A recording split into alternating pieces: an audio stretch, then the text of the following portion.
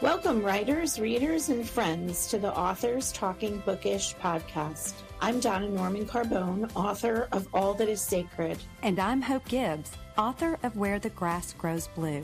We're two debut writers traditionally published by a small publishing house, bringing to you all the experiences that we as authors learn the hard way, so you don't have to. We'll give you insights from the inception of a book idea to publication and beyond. And along the way, we'll share our love of books from the writer's perspective. Hello, friends. Welcome back. This is episode 57, Hooked from Page 1, Nailing Your Novel's Beginning. I am Donna Carbone, and I am joined by Hope Gibbs. Hi, Hope. How are you? I'm great, Donna. How are you? I am great. Settling into this beautiful fall weather. I'm absolutely loving it. And I'm getting ready for my very first baby shower that I'm throwing for my son and his fiance. They're having a baby in December. So I'm super excited. This is a good month. It's a good time.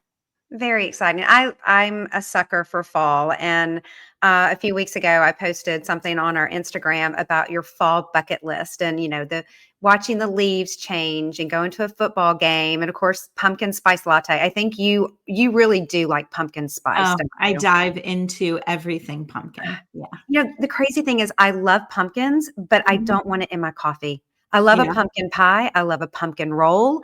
I just want my coffee plain. I like my black coffee black. But when I'm having like a latte or a cold brew, which I usually have more is like in the afternoon, then I like pumpkin in it. Okay, I did not know that about you. You like a cold brew. Yeah, I do. Oh, okay. I learned something about you all the time. I don't like cold coffee. That's another thing about me. No, I can't do it. Wow, I am so basic on that.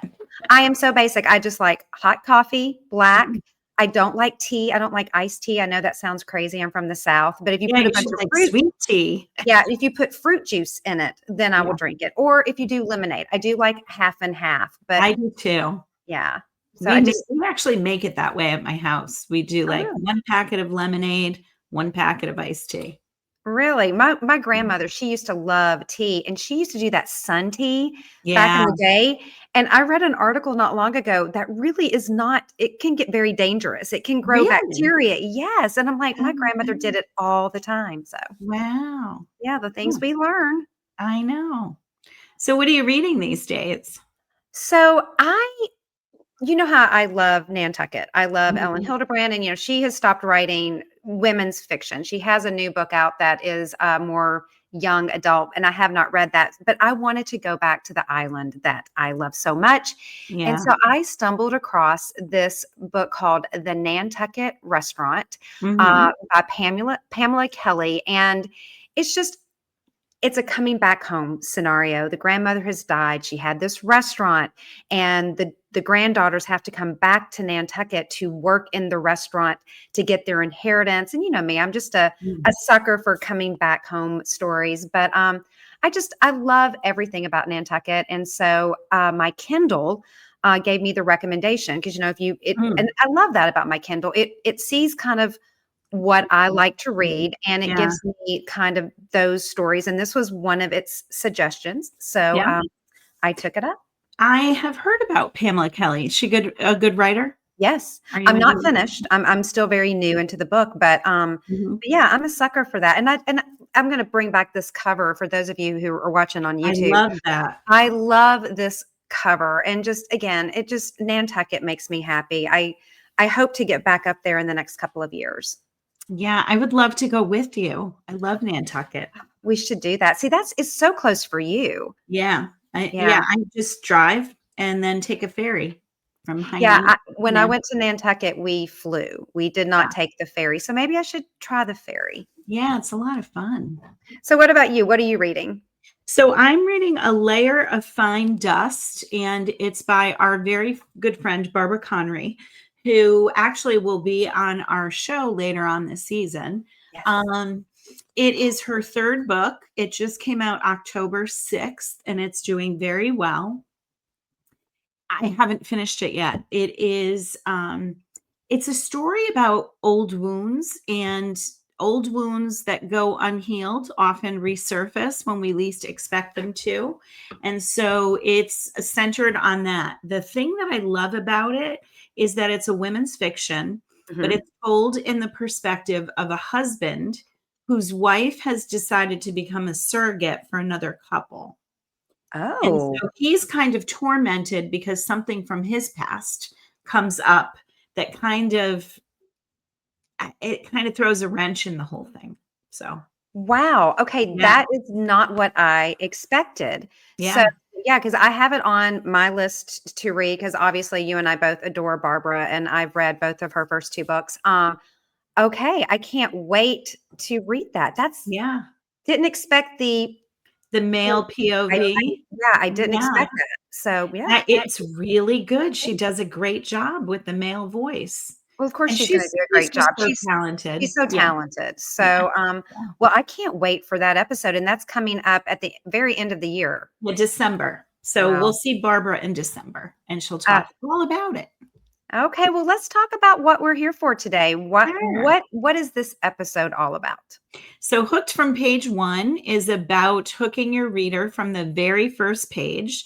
Because, as we know, if you are sending it out to editors and agents, sometimes they stop reading before the end of page one. So, we thought we would dedicate an entire episode to talking about how to craft a strong opening to hook your reader, give them a sense of voice and character right from page one. Okay, well, let's dig in. So the Yeah. first thing is why openings matter, and exactly what Donna said, because readers and agents and editors will sometimes decide within the first page whether to keep on reading.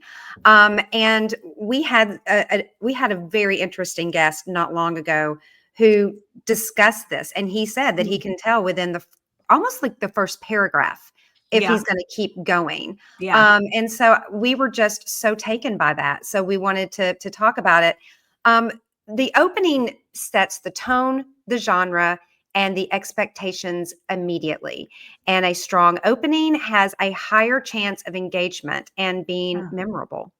How many times have you looked at a book and thought, I do this all the time when I'm choosing what to read next? I'll read the first page and say, okay, which one hooks me? And I'll go with that book. Okay, so I am not that way. If I get a book, I'm just going to start reading it. Yeah. Um, but certain books obviously draw me in quicker. I'm more of the cover has to speak to me first. If Yeah. the cover, and I know that's awful, but if the cover doesn't resonate with me, I don't typically pick it up.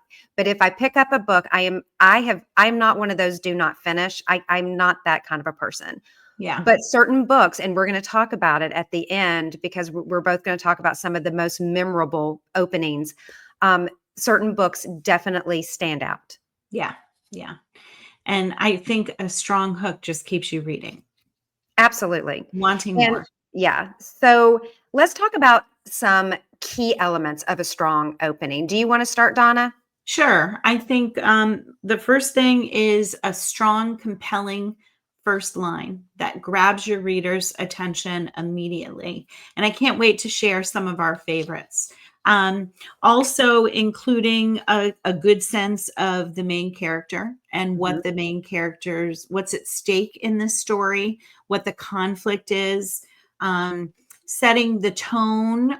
or giving us like a glimpse of the setting. Where does this take place? Like you were just talking about the Nantucket book. It's Yes. important to kind of give us the atmosphere of Nantucket and where the story is going to take place. And lastly, really giving us a sense of voice in the story. Like whose voice is this? Is this a character that we're going to empathize with? Is it a character that we're going to be at odds with? How strong is their voice? Yeah. I the voice perspective, that's something that as you're writing or as you're a reader, the first line will tell you what kind of POV this is going to be, or are we in a first person, which is more, I think, more intimate. When I read I a think so first too. person book, or if I'm writing, because my second book is first person POV, I feel like that the reader is a little bit more connected versus more of a narrator, more of an omniscient narrator, or from that character's POV. Yeah. So let's talk about techniques that work. And you were the one who brought this one in. Start in the middle of action. What do you mean by that? So you don't want to start with backstory because that's going to bore your reader. Yes. You want to start right in the middle of the action because that way you can hook the reader in to want to find out more. Like, where is this going? And that's something that I work really hard with in my openings, particularly in my third book that I have coming out. I start like right in the middle of a scene instead of at the beginning of a scene. So you feel that tension immediately and it draws you in. Yeah. I think that's a great tip. Another one is open with a striking or unexpected detail. Yeah. So that's something that I did in my second book that I am editing right now, finishing the epilogue. My beginning is a very unique situation, not something that you want to find yourself in. And at first you don't know what you're in, but then by page 2, you know this setting. So it also gives you a great way to play with your characters because you're putting your character maybe in an uncomfortable position or a no-win, situation at the very beginning. Right. So another thing is pose a question or a mystery that demands an answer. Okay, you want to give a little background on this one? Yeah, I think that goes with the previous two, right? Yeah. You want to spark some kind of need in your reader to need to move forward. And if you pose a question, they're going to be thinking about that and they're going to want an answer to it. Or if you create some sense of mystery, they're going to want to find out, like, what is this mystery about? What do I need to uncover? So you're really drawing your reader in with that third one for sure. Yeah. There's also, and this is another great tip, is use sensory details to ground the reader immediately. Yeah. So, as we're talking about, the smells, is there music, is there a feeling, like use your sensories, use all of your senses. The 5 senses is what we're talking about in with that tip. Yeah, and I think that dovetails into the second one too, or the next one, which is show don't tell. 100%. Yeah, you really want to, and I think using those 5 senses is a good way to show not tell, because you're giving the reader the details to make up their own mind. Yeah, and don't over-explain. Yeah. And as a new writer, when I was writing my first book, I wanted to give you all this backstory immediately. Yeah. And after I finished my book, I'm like, well, I can't start like this. I have to put my character in a position and then later on let the backstory weave in. You don't have to introduce everything about this character in the first 10 pages. Yeah. So give little hints, but yes, don't give a complete backstory. Yeah, keep your reader guessing. They want to keep guessing. Absolutely. Okay, so let's talk about pitfalls, common pitfalls to avoid. Just what I was just saying, one of the number one is info dumps and in the very first pages. Right.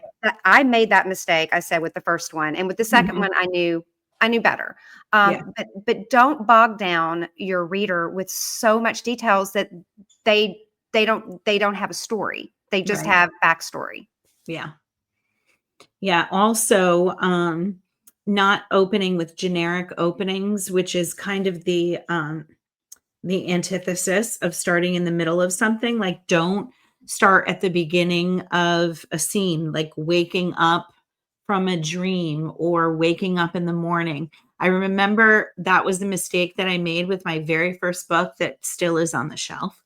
But I had her waking up in the morning to an alarm. And one of the agents replied to me and told me never to start a book with that, because it's too generic, it's too overdone, and you will lose your reader.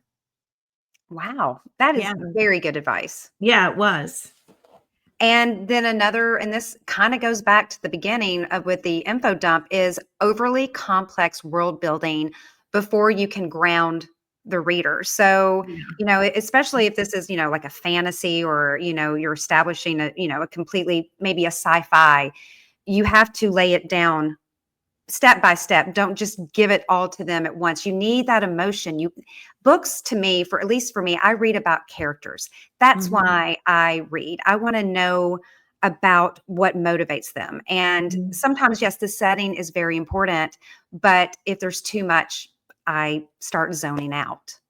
You also, I think, want to, especially with this one, I think you want to leave gaps in what you've written, and you have to be like very precise about it, because you want to leave enough room for the reader to be able to imagine. So you're not telling the reader, like giving them every single detail, because part of the fun of reading is imagining what these two characters look like, or imagining the cityscape that they're in. So you give them just enough details, so you're creating an atmosphere, but you're not giving them too much that the reader can't use their imagination. Yeah.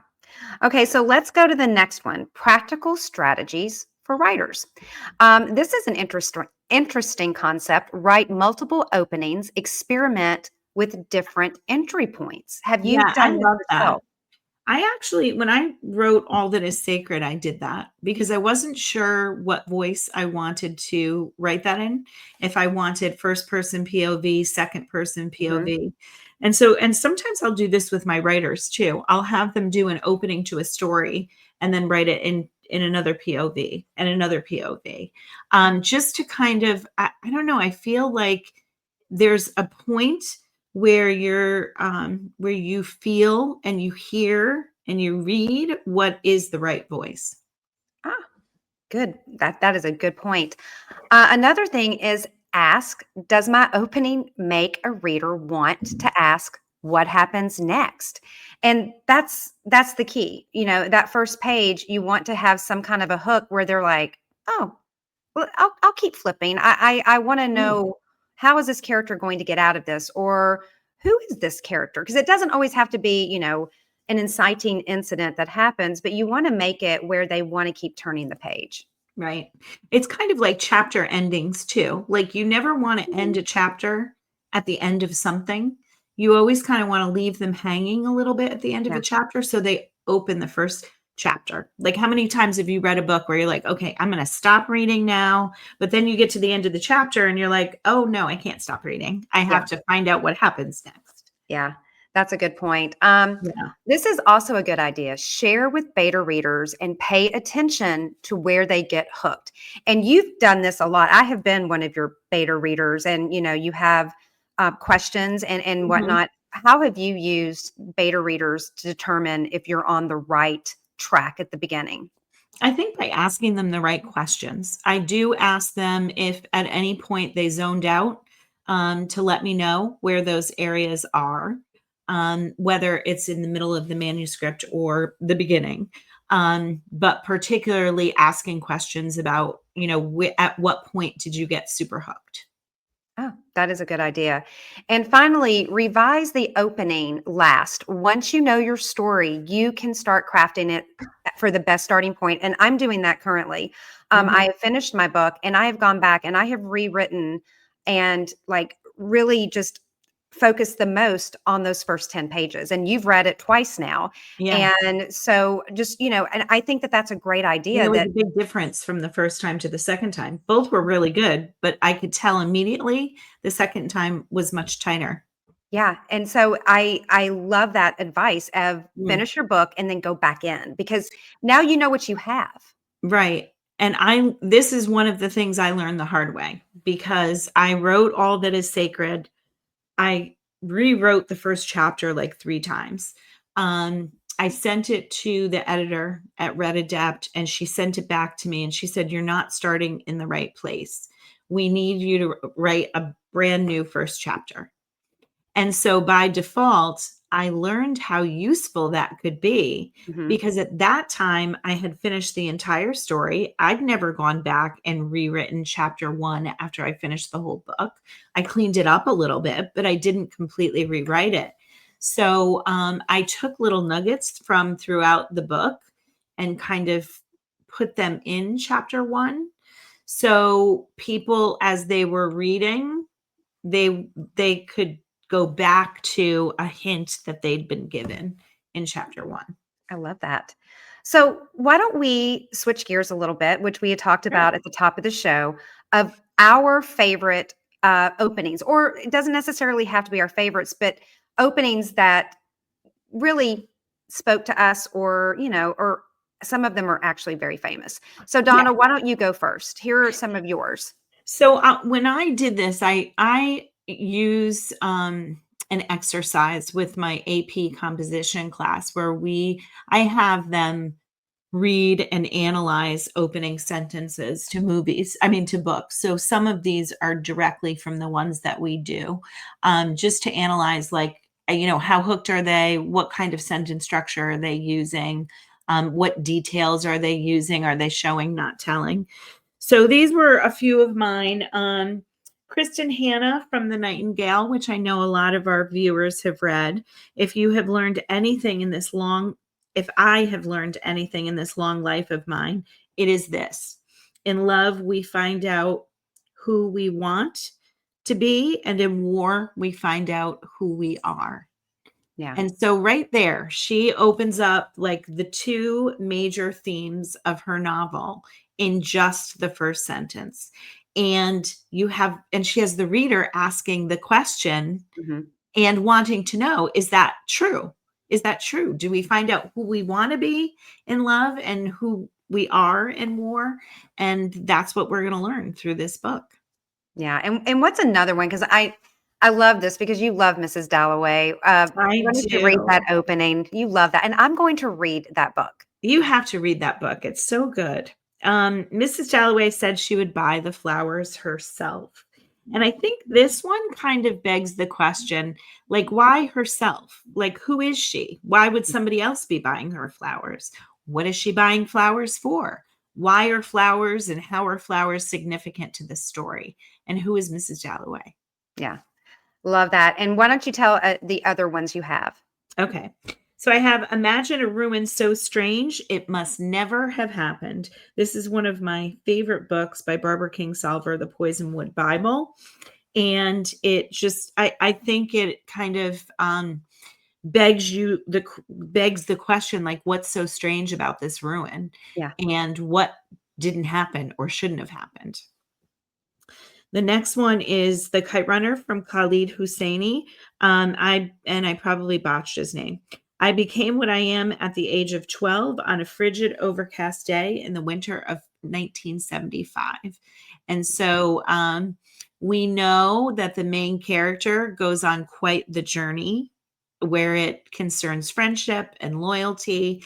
And at the end, it's kind of like he does a really nice job, like in a cyclical way, Yeah. because at the end of the novel, he really addresses who he is. Love that. Yeah. So, and the other thing that has been helpful, I heard this advice about your sentence structure. Yes. A very well-known agent was, don't make all of your sentences the same length. She likes the diversity of lengths of your sentences. So I've really tried to do that, especially with my second book. Yeah. And it does make for more interesting. It just makes it more interesting.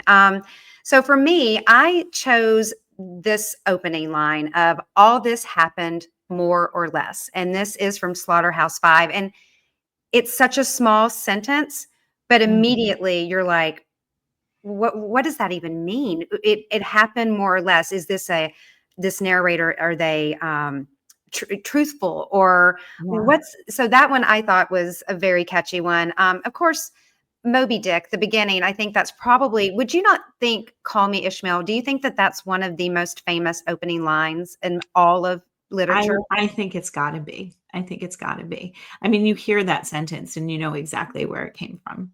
Yeah, exactly where it came from. And I, as a student, did not love that book. Nor But did I. but I appreciate it now. It's so much. It's Yeah. so funny. We should talk about books that we didn't appreciate when we were younger that we really appreciate now. We should do a Yeah. show on that. Another one is this one is from Jane Austen in Pride and Prejudice. It is a truth universally acknowledged that a single man in a possession of a good fortune must be in want of a wife. I Love mean, it's perfect. It's Jane Mhm. Austen. And then finally, as everyone knows, I love The Hunger Games. And this is the beginning. It says, when I wake up, the other side of the bed is cold. My fingers stretch out, seeking Prim's warmth, but finding only the rough canvas covers of the mattress. She must have had a bad dream and climbed in with our mother. Of course she did. This is the day of the reaping. So immediately, you Mhm. know, I feel like I'm in that room with Katniss. Yes. And you know that this person, Prim, is important, has to be a sister, but she gets you at the very end, the reaping. And Yeah. as someone who had never read The Hunger Games, I'm like, well, what on earth is a reaping? Right. And so, yeah, and you feel it like the mattress. She doesn't use big words, No. but in that one opening, I'm in that room. Yeah, she definitely creates an atmosphere there right away that you need to know more about. Well, I've loved this discussion. And as our teacher, I know that you have a do now for us. What I is do. our do now for our audience? So I included a link to 100 of the best first lines in literature, and there's many different variations. Many of them have a lot of the same books on them, though. I would look through that list and just pay attention to the first sentences. What kind of sentences are they? Are they long? Are they short? What aspect of the elements of a good opening are in that very first sentence? Can you find character? Can you find conflict? Can you find atmosphere? And then what I think you should do is take a look at your own first line, or if you haven't written one yet, try several versions. As we mentioned earlier, try several versions of the opening paragraphs just to see what you think is going to be most gripping for your reader. And the last suggestion is to have other people read it, put other eyes on it, and ask them which hooked you the quickest and why. Yeah. Oh, I love that. Okay. So as always, everyone, you can find us on Instagram, Apple, Amazon, YouTube, and Spotify. And Donna, before we leave, what is our next episode? Our next episode, we get to chat with a friend of ours. Her name is Joanna Monahan, and she is the author of Something Better, which is a great book about attending reunions. So I can't wait to talk to her. I love it. Well, thank you for joining us, everyone. And until next time. Bye, everybody. Thank you for joining us today. I'm Hope Gibbs. And I'm Donna Norman Carbone. It's time for you to get to work. We look forward to seeing you in 2 weeks with another tip from your author friends.